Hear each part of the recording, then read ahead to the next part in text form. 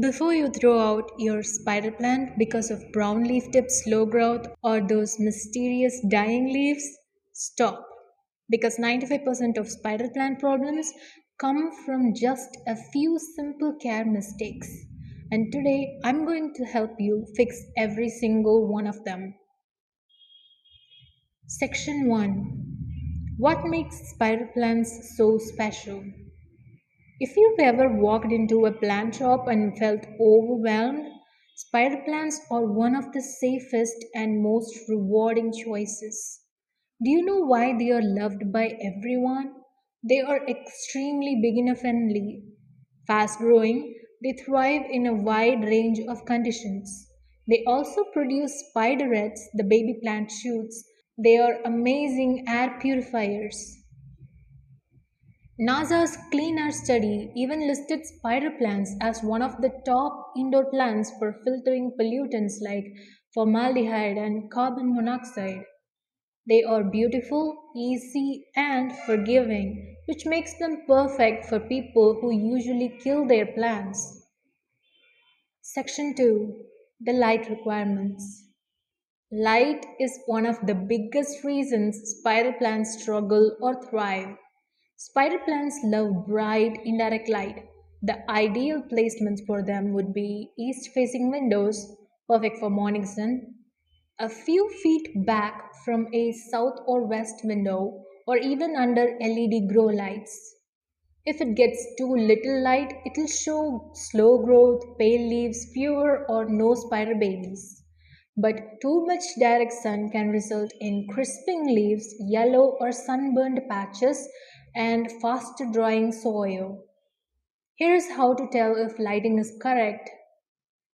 Good lighting signs would be fresh new leaves with strong variegation and baby shoots forming.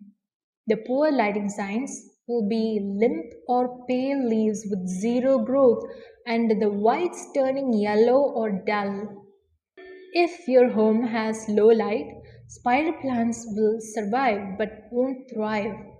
But you can boost their growth with a cheap grow light or moving the plant closer to a bright window or by using a reflective board behind plant shelves.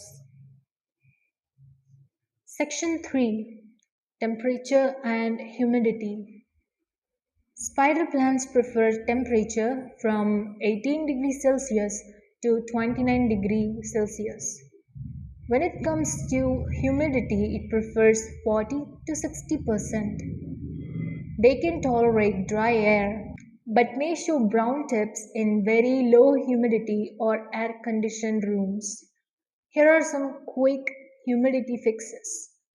Place a pebble tray under the pot, or group your plants together, or just use a small humidifier. Section 4.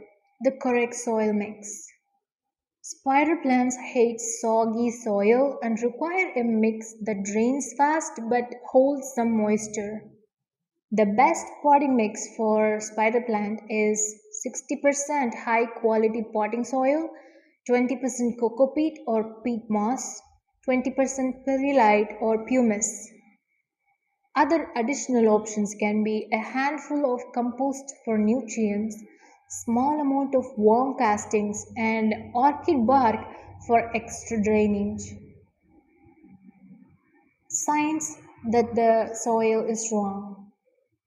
If the soil is too compact, it will result in yellowing leaves, root rot, and slow growth. If it is too sandy, you'll see crispy leaves and the soil drying too fast. Section 5. Watering spider plants properly. Watering is where most new plant owners make mistakes. But don't worry, spider plants gives clear signals. But how often should you water? On an average, once every 5 to 10 days is enough, depending on the season and your environment. But the best rule is water when the top 1 or 2 inches of soil feels dry. How to water correctly? Water deeply until the excess drains out, but never let the plant sit in water. Empty the saucers after watering.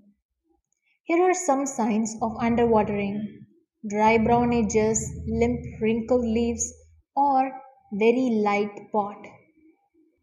Signs of overwatering can be yellow leaves turning mushy, soil smells sour, root rot signs, leaves falling from the base. Water quality matters. Spider plants are sensitive to fluoride, chlorine, and hard water minerals. These chemicals cause brown leaf tips. The best options can be filtered water, RO water, and rainwater. Section 6: Fertilizing spider plants. Spider plants grow quickly and need regular feeding, especially during the growing season. Best fertilizer types are balanced liquid fertilizer NPK 10-10-10 or 20-20-20. Organic options will be seaweed extract, vermicompost tea, fish emulsion, and mustard cake water. That one's weird, but it has to be well diluted to make it use of it. The feeding schedule will be for every 2 to 4 weeks during spring and summer, monthly once or not at all in winter. Signs of fertilizer issues. Too much fertilizer can cause brown leaf tips, salt crust on soil, and leaf burn. Too little fertilizer can cause slow growth and pale leaves. Section 7: Repotting spider plants. Spider plants like being slightly root bound, but they eventually need more space. Know when to repot. Repot every 1 to 2 years or when roots are pushing out of drainage holes, water drains instantly, soil dries extremely fast, or the leaves decline without other reasons. But what about the pot size? Go one size bigger. If it's in a 4-inch pot, move to a 6-inch pot.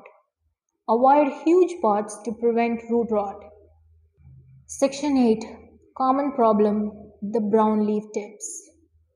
The most common complaint with spider plants. The causes are tap water chemicals, low humidity, overfeeding, salt buildup in soil, underwatering stress, and excessive direct sun. The solutions will be switching to filtered or rested tap water, light misting or increasing humidity, reducing the fertilizer, flushing the soil with clean water, trimming brown tips for looks. Section 9: Root rot, identification and treatment. Here are the signs of root rot: smelly or mushy soil, yellowing leaves, mushy brown roots, and the plant collapsing. Here's how you can fix that. Remove the plant from the pot and trim mushy roots and bad roots. Now wash the remaining roots in clean water. Then repot it in a fresh, dry soil. Do not water for 5 to 7 days. This will restart the system of the plant and help it grow again. To prevent root rot, use well draining soil. Choose pots with draining holes. Water only when the soil is dry. Section 10: Spiderets or spider babies. This is the most exciting part of spider plant ownership. Spider plants produce babies when they get bright light, they are slightly root bound, they are mature and healthy. Here's how to grow babies into new plants. Method 1: Leaf attached. Place a small pot under mother plant. Pin the baby into the soil. Let it grow roots. Cut the stem once the baby plant gets strongly rooted in the small pot. Method 2: Root in water. Place it in a glass of clean water and change water every 2 to 3 days. Pot once the roots reached 2 to 3 inches. Method 3: Direct potting. Plant the cut off spiderette directly into soil. Keep the soil slightly moist until it's fully established. Depending on conditions, it will grow well within about 2 to 6 weeks. Section 11, Pest Problems. Spider plants are generally pest resistant, but occasionally you may see aphids, spider mites, mealybugs, and thrips. Symptoms of pests can be sticky leaves, webbing, white cotton spots, and deformed new growth. Here are some solutions that can fix these pests. Neem oil spray. Spray it weekly for 3 weeks. Insecticidal soap. Wiping leaves with alcohol plus water. Isolating the plant from other plants. Section 12, Pruning and Grooming. Pruning helps keep your plant attractive and encourages new growth. What to trim?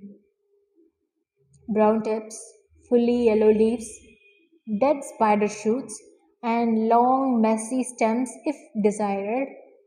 Use sharp, clean scissors to prevent fungal spread. Pruning stimulates fresh growth and improves the shape. Section 13, Seasonal Care Changes. In the summer, spider plant grows really fast, so water more often during this season. Fertilize every 2 to 4 weeks. Gradually reduce feeding in the autumn. During winter, give them little to no fertilizer, water less often, and protect from drafts. Section 14, Ideal Pot Types. Best options will be terracotta pots or plastic pots with good drainage holes. Avoid decorative pots with holes and large oversized pots. If you give them bright indirect light, the right watering schedule, a fast draining soil mix, and occasional fertilizing, they'll reward you with lush leaves and dozens of baby plants to share. I have posted a full care guide for other indoor plants too. Check out this playlist for more.